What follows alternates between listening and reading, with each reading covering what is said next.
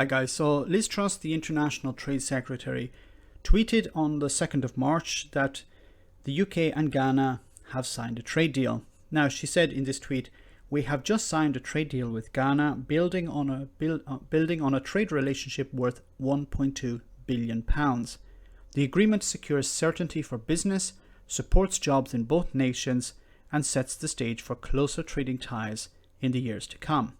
Trade equals jobs." Now, there is a problem I have with this figure here we see of £1.2 billion.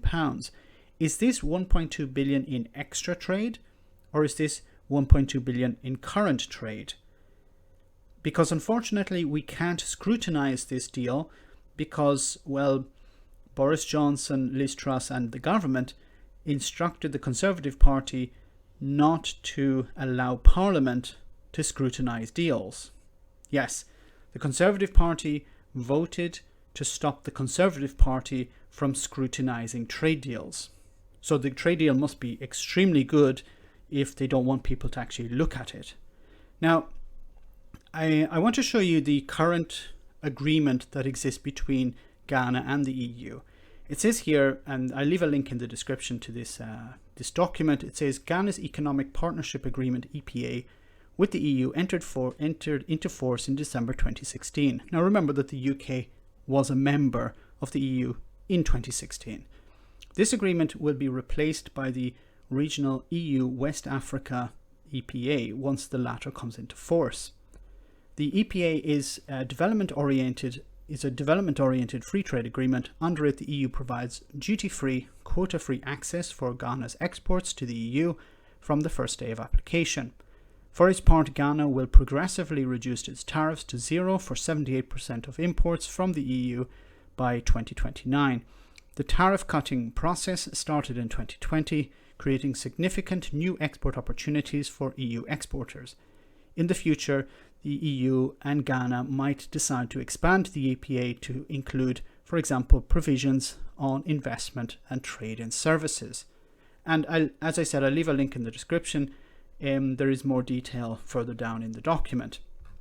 Now, instead of actually listening to what the Daily Mail or the Express, the pro-Tory, pro-Brexit newspapers will say, I think it's better to actually look at what the Ghana media have said about this. So this is just part of an article. It says, the agreement is expected to come into full force on Friday the 5th of March. Mr. Keramatan, and I'm apologizing for probably mispronouncing his name, said the agreement will be in the form of the Regional Partnership Pact between the European Union and the Economic Community of West African States, the ECOWAS. Technical consultations took place for a year until December 2020, when the UK was exiting from EU, the European Union. We wanted to avoid trade disruptions, so we were proposing that we used an original text of the Economic Regional Partnership Agreement that has been signed between the EU and ECOWAS. We felt that the agreement will be consistent with the requirements of the customs. So basically, what Ghana and the UK agreed to do was to copy and paste an original agreement that existed between the EU and the ECOWAS.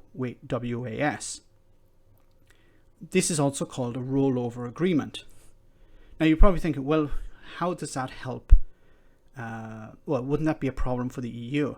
No, not really, because the requirements are European requirements. And what I mean by that is, I'll show you here. It says here in the actual original agreement between the West African states and the European Union, this aspect here I want to highlight. It says, moreover, to help West African farmers meet EU sanitary and phytosanitary standards, financial and technical support is provided. Now, this is the core aspect of it. EU standards. These SPS standards are European standards. So the West African states want to sell into the EU. They have to align with European standards. If the UK wants to have a trade deal with Ghana, then it will have to align with European standards. because Ghana want to sell into the EU, so they change their model. They align their businesses with EU standards. If the UK is signing an agreement with Ghana, that means the UK will sign up to EU standards. There are countries around the world that don't actually trade with the EU, but follow EU standards because they are, in a sense, the gold standard. And here you have, in black and white, and once again, I'll leave a link in the description, the EU saying we're going to help these African states arrive at EU standards.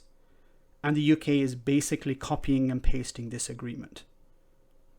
So when the media say this is great news for the UK, perhaps there is some good news here. It's better than no deal. But when it comes to the detail, it seems that the UK is signing up to EU standards, even though they said they would not do that when it came to an agreement with the EU itself. Now, I'm not an expert on any of this, but this is my reading of the information that we have. Let me know in the comment section, guys, what you think. As always, your comments are greatly appreciated. Thanks a lot. I want to say a big thank you to all of my patrons. You ensure that this channel continues to exist. I'm eternally grateful for all of your support. If you join Patreon, you will receive instant access to our Discord server, where we have both audio and video chats. You can chat with me and other patrons, where we discuss important and non-important issues. Becoming a patron per month costs about the same as a large coffee, so why not check it out?